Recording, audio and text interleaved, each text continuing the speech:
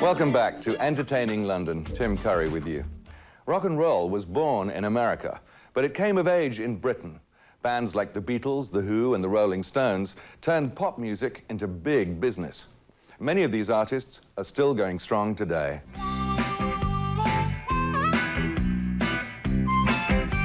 As the first English band to conquer America, the Beatles opened the floodgates to the British invasion. Artists like The Who, Led Zeppelin, Elton John, David Bowie, Rod Stewart, and Eric Clapton helped change the way the world listened to rock and roll. The Beatles just turned everything right around. And with the Beatles and the British blues players and rhythm and blues players, they came along at the same time. And so that just changed everything. And so when I came to London in '63, I mean, that was all, it was all happening, it had all started.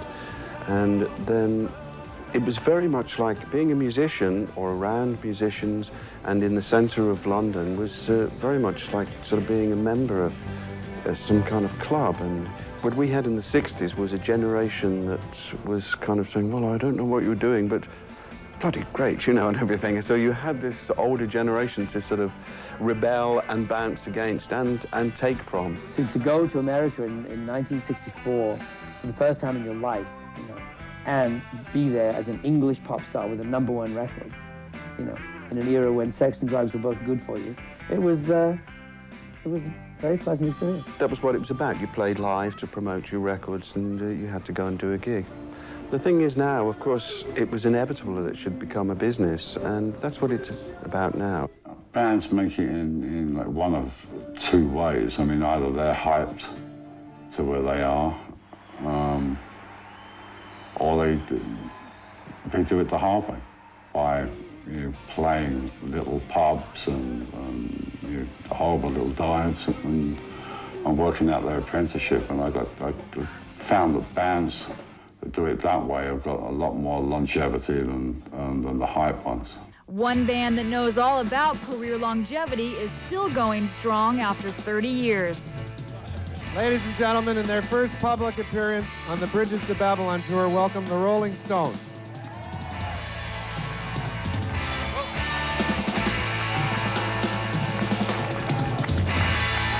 There's one thing I've always wanted to do.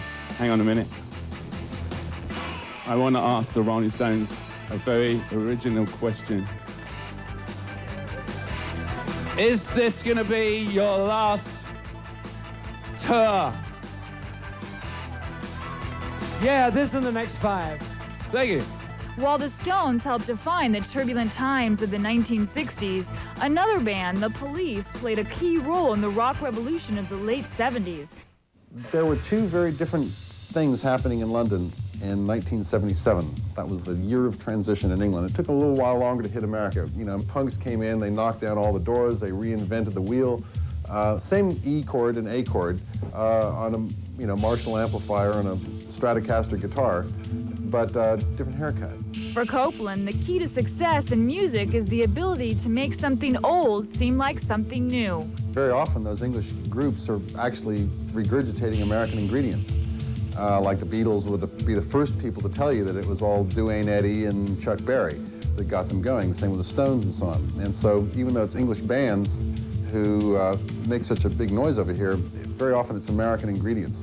And those American ingredients often lead to new musical opportunities. Copeland has taken his act to Hollywood, scoring for such films as Rumblefish and Gridlocked. I just think in terms of music. I don't have words going through my head, I have tunes and riffs.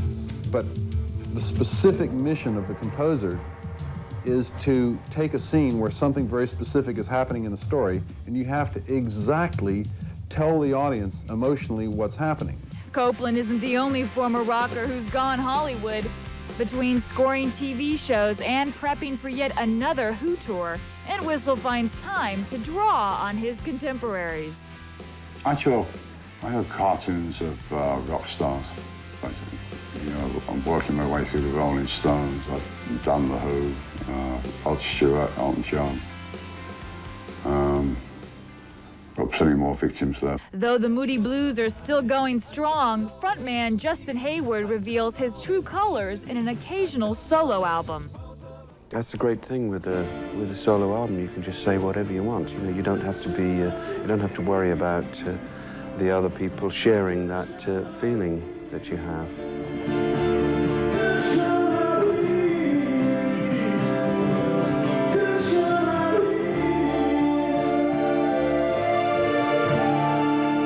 Like their forefathers from the British invasion, Duran Duran continues to break new ground.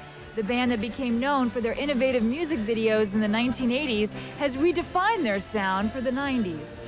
I think the thing is with our new album, Medazzaland, it's the Duran Duran sound for the 1990s in the way that the Rio album was probably the sound for the 1980s. You know, it's a very strong record. We really concentrated on the songs, and I feel very much that we've pulled it together more so than perhaps the last few albums. It's very complete.